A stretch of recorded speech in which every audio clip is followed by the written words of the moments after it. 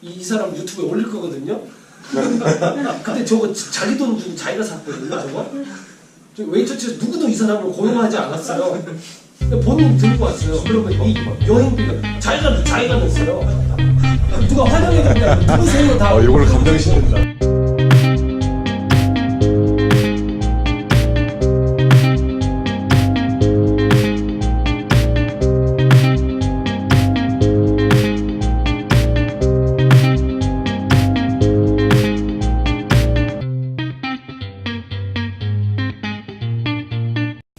혹시 유튜브에서 회사에서 유튜브에 컨텐츠 올릴 사람들을 막 학교마다 예술대학교들 찾아다니면서 뽑아갖고 모아가지고 이 사람들 교육시켜가지고 그 유튜브 컨텐츠 만들어서 본인들이 그 끌어모아서 검증해서 올리나요? 그러면 목사님들이 무슨 의도로 그런 질문을 하나 이렇게 쳐다보고 계세요.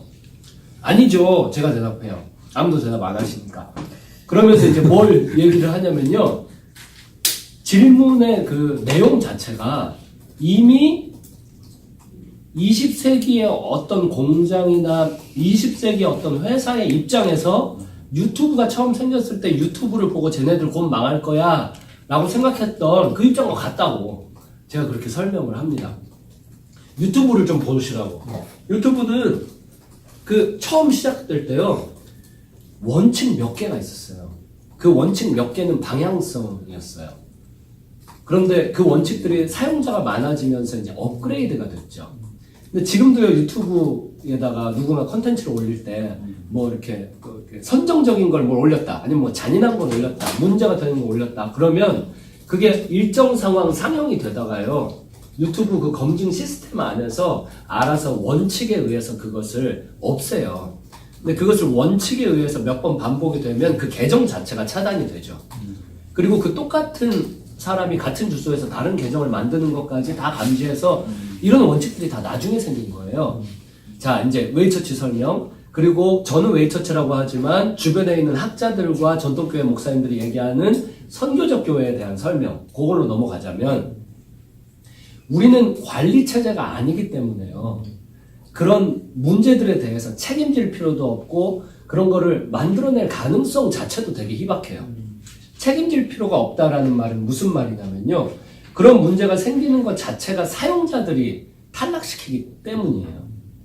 유튜브를 설명할 때 유튜브에 대한 책들 읽어보면 반드시 등장하는 게 문화 코드예요. 문화 코드. 그 초기에 네트워크가 전화가 발명됐을 때 전화를 발명한 사람은 첫 번째 전화를 누구에게 팔았을까요? 라는 질문이 오늘날의 21세기적 네트워크를 설명하는 그거에 대한 좋은 질문이거든요. 유튜브의 사용자가 처음에 2명 이상이 있었을 거 아니에요. 이거 생산해서 업로드하는 사람이랑 업로드하는 걸 본 사람이 있었을 거 아니에요. 그리고 이 둘의 관계를 중재하는 원칙을 제시한, 다시 말해서 플랫폼을 깐 사람이 있었을 거 아니에요.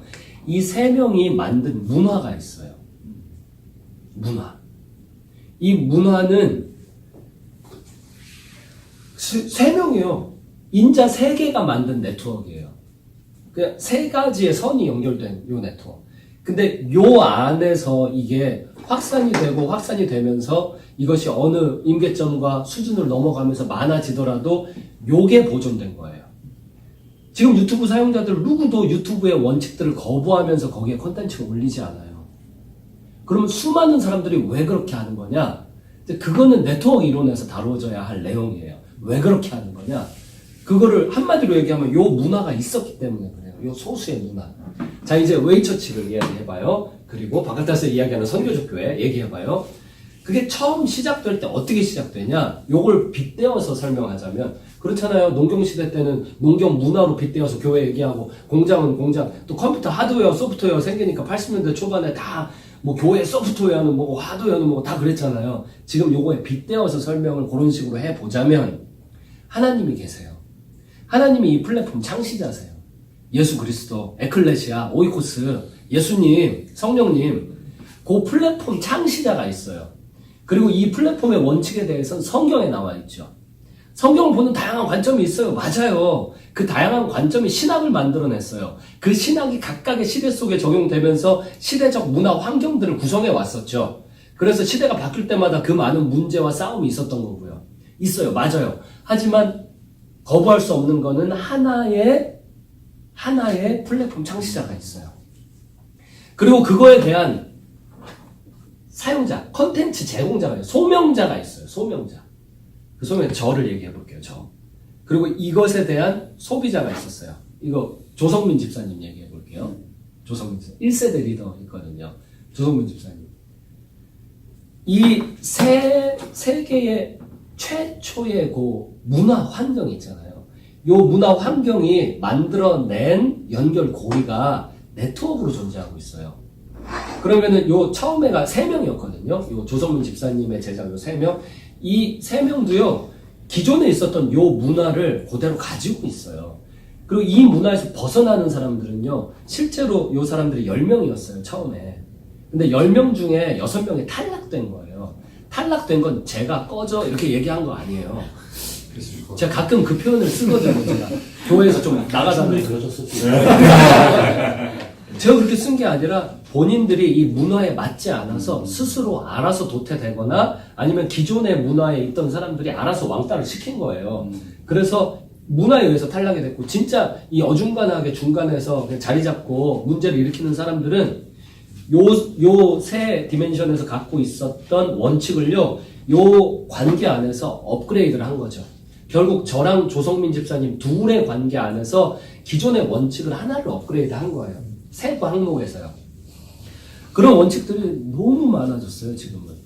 근데 그것은 문화 안에 흡수되어서 분위기로 하는 거예요, 분위기로. 그리고 그 문화 속으로 들어가고 싶어서 난리죠. 웨이처치 멤버십을 얻으려면 4세대 제자화를 해야 된다. 그런데 그걸 한다고 뭐 누가 돈을 줍니까? 뭐가 있습니까? CPC를 통해서 웨이처치 목사님이 되고 싶다라고 강 목사님을 찾아갔던 또 다른 강 목사님이 있어요. 그분에게 뭘 제공했냐면은 슈퍼비전, 땅끝까지 복음 전하는 거. 그리고 사례비 없음. 그리고 4세대 제자화를 하시되 20명 이상을 만들어서 본인의 사례비를 증명하시오. 그러면 우리가 웨이처치라고 인정해드리겠어. 그러니까 이 목사님이 그게 뭐예요?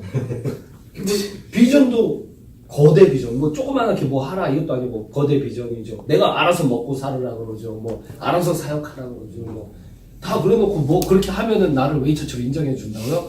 이런 거 진짜 하는 사람 있습니까? 아니, 하고 싶다며요. 하고 싶다며. 그냥 하시라고. 하고 싶다면 만들어내면 띄워준다고. 그 문화 인정하는 사람들이 3사람 생긴 거예요. 그래서 이 3사람이 또 그런 문화 인정하는 사람들을 각각 몇 명씩 더 만든 거죠. 그런 식으로 확산이 되어서 오늘날 이 지경에 온 거예요. 이걸 바깥에서 보면요, 혼란 그 자체인데, 그 혼란 그 자체로 보이는 이유가 20세기의 렌즈를 끼고 보니까 그래요. 근데 21세기의 렌즈를 끼고 보면요, 뭐가 보이냐면요, 렌즈를 낀 본인과 관계 있는 한 사람이 보여요. 그냥 웨이처치 안에 들어오면. 여기 집사님도 어제 되게 중요한 말씀을 하셨거든요, 저에게. 제가요, 웨이처치를 하려고 온 게 아니라요, 예수님 따라서 제자하려고 온 건데요, 제가 잘하고 있나요? 뭐, 이렇게 질문을 하셨어요. 근데 그 질문이 웨이처치에 왔기 때문에 의미가 있는 거예요. 저는 웨이처치라는 용어를 쓰면서, 이게 자꾸 저 안에서도 혼재돼요. 미션을, 선교적 교회, 그거를 하시려고 이렇게 엿보기 때문에 그 질문이 이제 이 안에서 문화적 요소 코드 안에서 그게 이렇게 인터랙션이 되는 거죠. 그럼 집사님은 뭐가 떠오르냐면요, 본인의 삶의 환경 안에서 우리가 이야기하는 그 합당한 자, 이제 이거는 또 이제 아마 두 분 대화하셨을 수도 있어요. 제자감이거든요. 아무나가 아니라 제자감에 대한 우리의 그 원칙이 있어요. 세부 원칙이. 그 제자감에 대한 시각으로요, 본인이 머릿속에서 생각을 하시는 거예요. 이 중에서는 누구도, 예를 들어서요, 뭐, 신사도 운동이 어쩌고 저쩌고, 그러면요, 어떤 분위기가 되냐면요, 뭐래. 이게 되는 거예요, 이게. 이미 분위기가. 그리고 누군가 우리 안에서요, 뭐, 침례교에서 그렇게 안 했어요, 뭐, 이렇게 얘기하면요, 다 분위기가, 뭐래, 그냥 예수님이나 닥치고 따라가시고, 이런 분위기가 되는 거예요. 그래서 요 문화가 다음 문화로 확대되면서 결국 원칙에 대한 업그레이드는 개인적 관계 안에서 되는 거고, 이게 웨이처치를 한다라는 입장 자체가 담임 목사님은 송중기 목사님은 뭐 사실 제가 담임 목사님인지 대부분 잘 몰라요. 이게 아니라 그냥 이 한 명이 떠오르는 거야. 한 명. 지금 박 목사님은 미혼모들을 타겟으로 해가지고 제자화하고 전도하고 사역을 하고 계시거든요. 근데 이 미혼모 분들이 웨이처치의 아무리 멤버이시기로서니 제가 알 게 뭐예요? 제가 설교하는 걸 박 목사님한테 제가 보내서 한번 보여주세요. 안 통해요, 안 통해. 그러면 그 문화 코드가 있잖아요. 그러면 이 수원 웨이처치는 전체 웨이처치의 부분이다. 이게 20세기.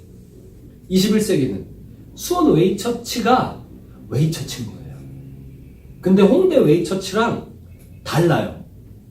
제 소명은 불신자에게 복음 전해갖고 제자화를 하는 데 있고요. 지금 하고 있는 그룹에서 마을 하나를 다 장악했거든요. 이게 4년 걸렸어요. 6세대를 했더니 마을 하나에 그 가구 하나도 빠짐없이 다 장악했고 학교도 비기독적인 결정 아무것도 못해요. 근데 거기에 몇 명인지 숫자를 셀 수 없는데 하여간 200명은 넘을 것 같아요. 거기 다 모인 자리를 보면요. 200명은 넘을 것 같아요. 근데 그분들은 제 아내 빼고 다 불신자였어요.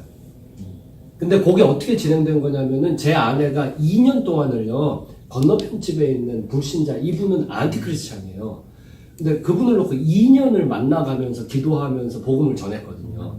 그 2년 만에 영접을 했단 말이에요. 요분이 영접을 한 순간부터 다 불신자들이 줄줄이 사탕으로 진행이 돼서요. 지금은 어떤 상황이냐면 불신자가 누가 이사를 오면 이 모임에 안 들어가면 본인이 이상한 거예요. 너무 그 모임에 들어가고 싶어 하는데 오히려 예수님 안 믿으면 못 들어와요. 이것 때문에 문제가 되지. 그러고 있는 거죠. 그래서 만약에 저 같으면은 저에게는 이제 소명 자체가 그 기존의 잘못된 신학을 갖고 있는 성도들을 관리하고 목양하고 바꿔나가는 게 아니잖아요. 그리고 웨이처치도 그런 소명이 없어요. 웨이처치는 21세기에 던져진 사람들이에요. 21세기에서 이제 다음 세대를 보면서 본인들의 어떤 좁은 타겟팅의 소명을 가지고 그걸 해나가는 거죠.